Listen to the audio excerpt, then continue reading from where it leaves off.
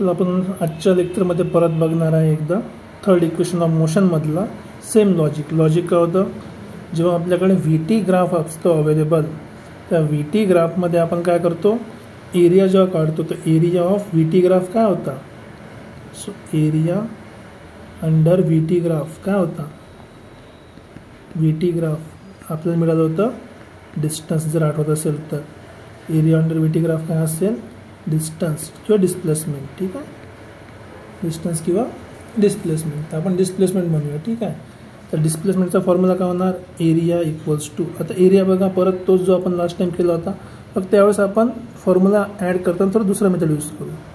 बघा एरिया काय असणार, हा पूर्णच्या पूर्ण एरिया, ग्राफच्या अंडरचा एरियाच पाहिजे ना, हा पूर्ण एरिया. आता या एरियामध्ये खास काय, आधी आपण एक रेक्टँगल आणि एक ट्रायंगल घेतला होता बरोबर. आता इथे आपण काय करू, डायरेक्ट पूर्णच्या पूर्ण ट्रॅपेझॉइड घेऊ. कुठला ट्रॅपेझॉइड आहे, सो ट्रॅपेझियम जो आपल्याकडे आहे, ट्रॅपेझॉइड नाही ट्रॅपेझियम. ठीक आहे, so this is equals to area of trapezium.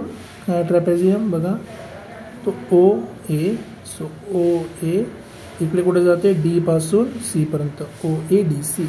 जर तुम्हाला एरिया ऑफ ट्रॅपेझियम माहीत असेल फारच छान गोष्ट. एरिया ऑफ ट्रॅपेझियमचा फॉर्म्युला काय आहे, एरिया ऑफ ट्रॅपेझियमचा फॉर्म्युला आहे सम ऑफ पॅरलल साइड्स, मी लिहितो इथे. So this is equals to, ठीक आहे थोडं क्लिअर करूनच लिहितो. सो एरिया आपल्याला काय पाहिजे, ट्रॅपेझियमचा. This is your A B C D, लक्षात आलं पाहिजे म्हणून इथे स्पेशल ट्रॅपेझियम लिहितो मी. ठीक आहे, trapezium. Okay, so area equals to असते half into sum of parallel side, sum of parallel sides into distance between them. ठीक आहे, पॅरलल साइड म्हटलं डिस्टन्स बिटवीन देम. आता डिस्टन्स पण कसं आहे, डिस्प्लेसमेंट सारखंच काम करते, म्हणजे एकदम शॉर्टकट स्ट्रेट लाईन, त्याला आपण डिस्टन्स म्हणतो. जर डिस्टन्स मेजर करायचं असेल तर, ठीक आहे, ट्रॅव्हल्ड नाही, डिस्टन्स जर मेजर करायचं असेल तर ते तुम्ही मॅथ्सच्या लेक्चरमध्ये पूर्ण शिकणार. आता बघा सम ऑफ पॅरलल साईड, तर आधी पॅरलल साईड ओळखावं लागेल. बघा ही एक लाईन सरळ चालली आणि ही पण एक लाईन सरळ चालली, तर दोन पॅरलल साईड आपल्याकडे कोणती आहे, ओ ए आणि डी सी. तर फॉर्म्युला काय होणार, हाफ इंटू ओ ए प्लस डी सी. आता हे झालं पॅरलल साईड, तर ओ ए आणि डी सी जर पॅरलल साईड झाल्या, याच्यामधलं डिस्टन्स कोण सांगताय आपल्याला, सरळ लाईनमधलं, हे तिरपी लाईन झाली, तिरपी लाईन नाही पाहिजे आपल्याला, पाहिजे सरळ लाईन डिस्टन्स हमेशा, ते सांगते O C. So into O C झालं कशाची व्हॅल्यू, एसची. आता याच्यामध्ये आपण व्हॅल्यूज पुट करू. बघा एक डी सी जे आहे कशाच्या बरोबर होतं, मोठ्या व्हीच्या बरोबर. सो आपल्याला भेटलं 1/2. हा ओ ए जो आहे, हा ओ ए काय झाला, इनिशियल वेलॉसिटी, डी सी काय झाला आपला फायनल वेलॉसिटी, आणि ओ सी काय भेटला, टी. आता प्रॉब्लेम याच्यामध्ये असा आहे, याच्यामध्ये प्रॉब्लेम काय आहे, एक सिम्पलचा प्रॉब्लेम असा आहे की याच्यामध्ये ॲक्सलरेशन कुठे दिसलंच नाही आपल्याला. आपण हा पण फॉर्म्युला यूज करू शकतो, काही हरकत नाही, पण आपल्याला ॲक्सलरेशन रिलेटेड काम करायचं आहे, तर मग आपण काय करणार, या टीला चेंज करावं लागेल. आता टीला चेंज करायसाठी आपल्याकडे एक फॉर्म्युला होता. कुठला फॉर्म्युला होता, acceleration is equals to V minus U by T. मग जर मला टीची व्हॅल्यू पाहिजे असेल तर मी याला असं स्वाईप करतो ना, टी कडल्या साईडला आणि ए खाली. सो डिवाईडचा टी मल्टिप्लायला आला आणि वरचा ए खाली डिवाईडमध्ये गेला. मग बघा आपल्याकडे काय भेटलं, ही व्हॅल्यू भेटली. आता हीच व्हॅल्यू मी इथे टीच्या ठिकाणी सबस्टिट्यूट करतो. सबस्टिट्यूट करणं म्हणजे काय, धक्का मारून हाकलणं. इथे टी होता, ह्या टीच्या जागेवर काय आला, हा व्ही मायनस यू ए आणि धक्का मारला टीला. टीला जर का धक्का मारला तर आपलं इक्वेशन तर काय बनलं, हा 1/2 असाच राहिला. हा यू प्लस व्ही इथे झाला, इंटू इथे व्ही मायनस यू बाय ए तयार झाला. ठीक आहे, काय केल्याने टीला धक्का मारला. आता जर तुम्हाला फॉर्म्युला, आपल्याकडे हा फॉर्म्युला जो बनला आहे S is equals to half, आता मी सेपरेट लिहितो, V plus U, U plus V लिहा किंवा व्ही प्लस यू लिहा, सारखीच गोष्ट आहे, अपॉन ए.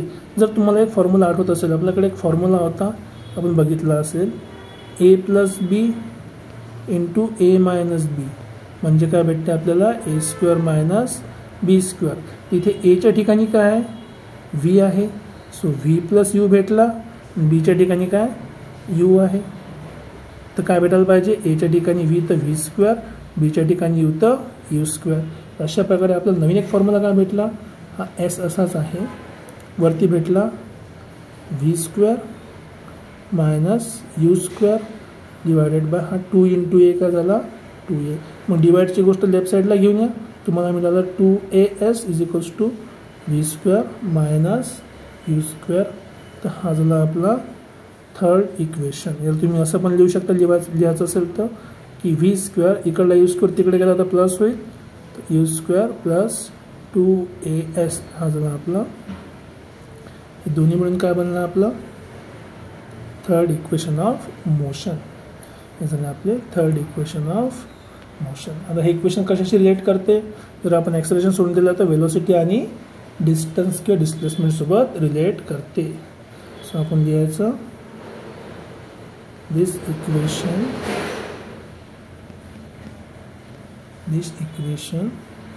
describes relation between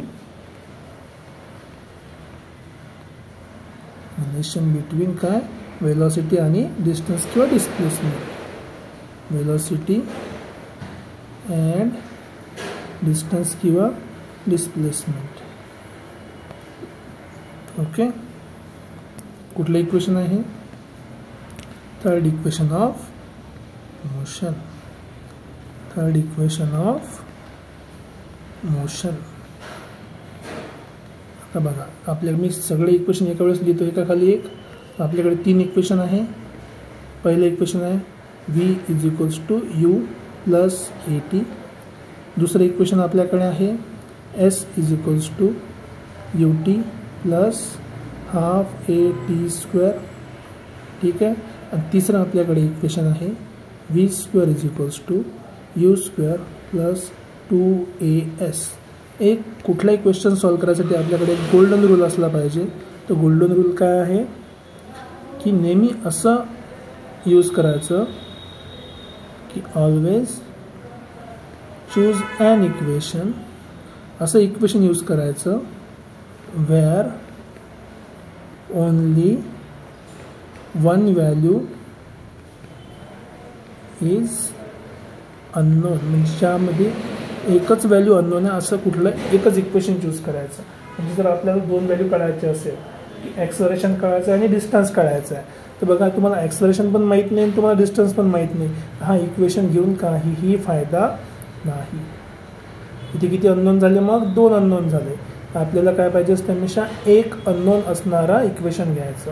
हे म्हणून लक्षात ठेवायचं की ज्यामध्ये फक्त काय असेल, ज्यामध्ये